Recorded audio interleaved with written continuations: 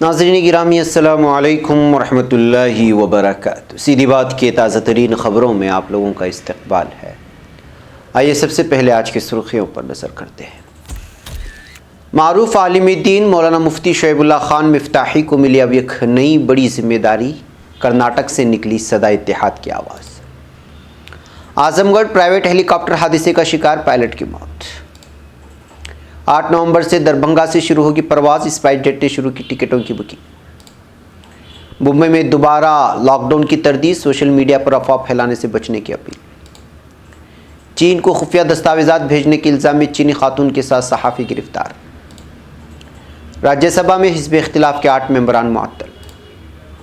2 لڑکیوں کی مشتبہ حالت میں موت۔ انکار کے بعد اب مرکزی حکومت نے مانا، شرمک ٹرینوں میں 97 لوگوں کی ہوئی تھی موت۔ عمر خالد کی گرفتاری کے پیچھے سازش، کاروان محبت نے کیا پردہ فاش۔ مقبوضہ بیت المقدس یہودی آباد کاروں لاک ڈاؤن کے باوجود مسجد اقصی میں داخل۔ افغانستان خلیل زاد نے کی فریقین سے تشدد میں کمی لانے کی اپیل۔ لیبیائی فوج کے اثر و تشکیل اور تربیتی پروگرام کا ترکی کے اشتراک سے آغاز۔ حکومت ترکی کی یورپی یونین کی مشرقی بحر روم سے متعلق مذاکرات سے قبل سفارتی سرگرمیاں تیز۔ وزیر اعظم فائز السراج کا استعفیٰ ترکی کے ساتھ طے شدہ سمجھوتوں کو متاثر نہیں کرے گا، قالن کا بیان۔ ملیشیا کے ساحلوں سے 6 مہاجرین کی لاشیں برآمد۔ ترک فضائیہ کی شمالی عراق میں کارروائی، 2 دہشت گرد ہلاک۔ امریکہ میں ایران پر سلامتی کونسل کی منسوخ کردہ پابندیاں دوبارہ عائد کر دی گئی۔ ناظرین گرامی السلام علیکم ورحمۃ اللہ وبرکاتہ۔ سیدھی بات کی تازہ ترین خبروں میں آپ لوگوں کا استقبال ہے۔ ناظرین میں انصار عزیز ندوی آج دن بھر سے عالم بھر کی آئی ہوئی اہم ترین خبریں لے کر کے حاضر ہوا ہوں۔ تفصیلات میں جانے سے پہلے میں آپ کو اطلاع کر دوں کہ آج کے دونوں پرائم ٹائم شائع ہو چکے ہیں، جس میں اہم ترین خبروں پر تبصرہ ہوا ہے۔ جن احباب نے نہیں دیکھا، جائیں دیکھیں، دوسروں تک پھیلانے کی کوشش کریں، لنک کو شیئر کریں، ادارے کو مضبوط کرنا ہرگز نہ بھولیں۔ ناظرین آج کی پہلی خبر ریاست کرناٹک سے ہے۔ ریاست کرناٹک میں گزشتہ 10 سالوں سے قائم صدا اتحاد تنظیم مسلمانوں کے مختلف مسلکوں اور مکاتب فکر کے درمیان اتحاد قائم کرنے کی کوششوں میں سرگرم ہے۔ 18 ستمبر 2020 کو بنگلورو میں صدا اتحاد کا ایک اہم اجلاس منعقد ہوا تھا۔ اس اجلاس میں ریاست کرناٹک کے معروف عالم دین مولانا شعیب اللہ خان مفتاحی کو صدا اتحاد کا نیا صدر منتخب کیا گیا ہے۔ صدا اتحاد تنظیم کے بانی رکن مجاہد علی بابا نے کہا ہے کہ اجلاس کے اختتام پر نئے صدر کے نام کا اعلان کیا گیا۔ تمام مسلکوں کے نمائندوں کی تائید کے ساتھ ساتھ اتفاق رائے سے ریاست کے معروف عالم دین جامعہ مسجد العلوم کے بانی و محتمم مولانا شعیب اللہ خان مفتاحی کو صدا اتحاد کا صدر منتخب کیا گیا ہے۔ انہوں نے بتایا کہ صدا اتحاد تنظیم مسلمانوں کے 8 مسلکوں پر مشتمل ہے۔ اہل سنت والجماعت، تبلیغی جماعت، اہل حدیث، شیعہ جماعت اور شافعی جماعت، مہدوی جماعت، میمن جماعت اور بحرہ جماعت کے نمائندے اس تنظیم میں شامل ہیں۔ صدا اتحاد تنظیم کے آرگنائزنگ سیکریٹری عثمان شریف نے کہا کہ مسلمانوں کے تمام مسلکوں میں اتحاد قائم کرنا تنظیم کا بنیادی مقصد ہے۔ مختلف مسلکوں کے لوگ اپنے اپنے طریقوں پر قائم رہتے ہوئے کلمہ طیبہ کی بنیاد پر متحد رہے، اس لیے تنظیم سال 2010 میں قائم کی گئی۔ عثمان شریف نے کہا کہ اپنے مسلک کو نہ چھوڑے، دوسروں کے مسلک کو نہ چھیڑے، یہی صدا اتحاد کا نعرہ ہے۔ ناظرین گرامی اب خبر ہے اعظم گڑھ سے۔ اتر پردیش کی ضلع اعظم گڑھ کے سرائے میر علاقے میں پیر کو ایک پرائیویٹ ٹریننگ کمپنی کا ہیلی کاپٹر حادثے کا شکار ہو گیا، جس میں سوار پائلٹ کی موت ہو گئی۔ Superintendent of police Sudheer Kumar Singh نے UNI کو بتایا کہ علاقے کے منجیت پٹی کوسہاں کے جنگل میں صبح تقریباً 10:50 پر ہیلی کاپٹر کے حادثے کے شکار ہونے سے افراتفری مچ گئی۔ کریش ہونے والا ہیلی کاپٹر پوری طرح سے جل گیا ہے اور اس میں سوار ایک پائلٹ کی موقع پر ہی موت ہو گئی ہے۔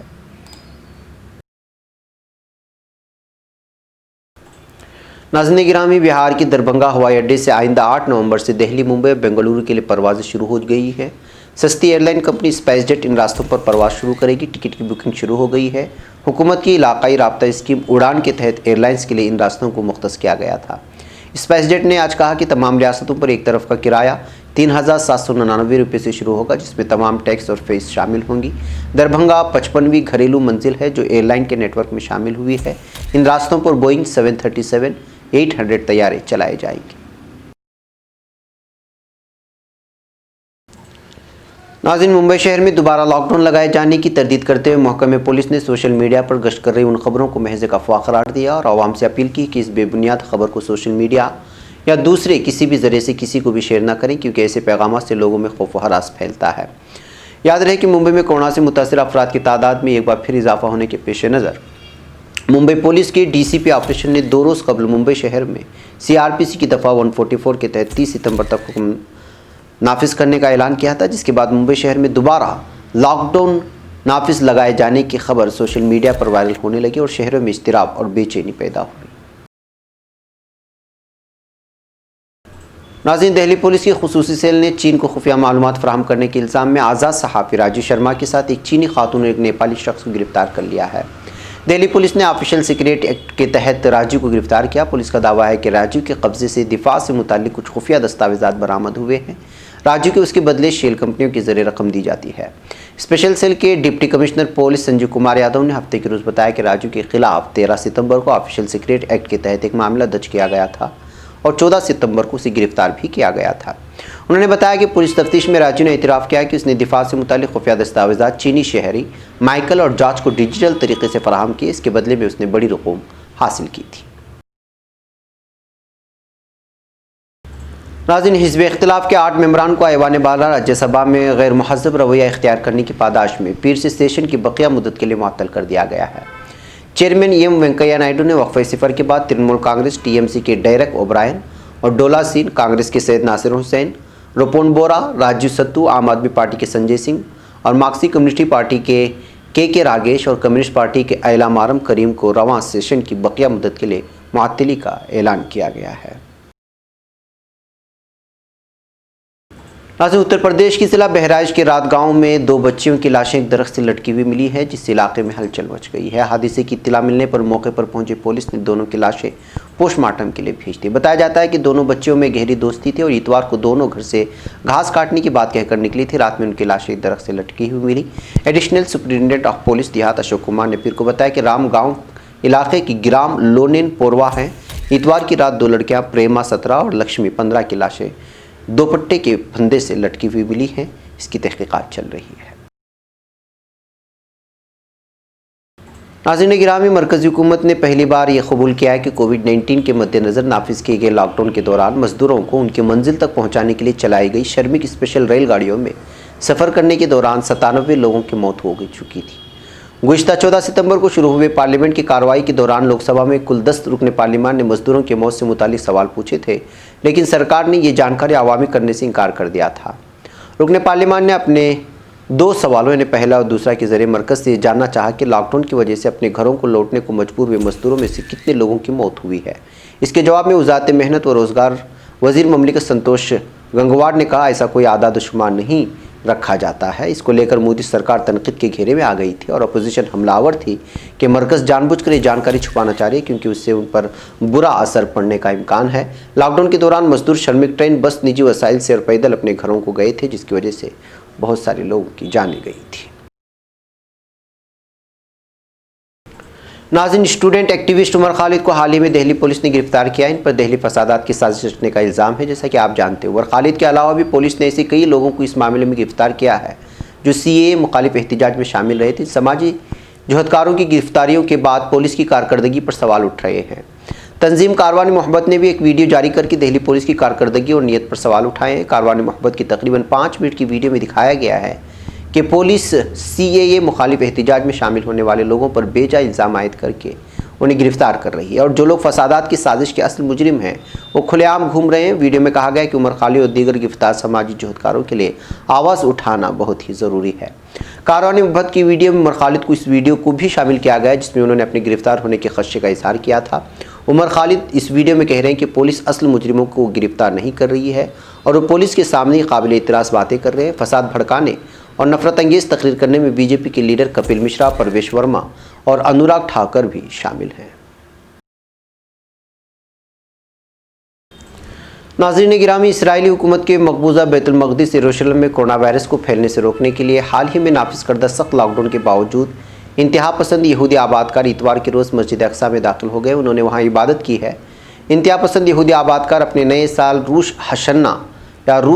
ہاشنا کے آغاز کے موقع پر مسجد اقصیٰ کے احاطے میں داخل ہوئے تھے۔ اسی احاطے میں گنبد صخرہ سمیت 6 مساجد واقع ہیں۔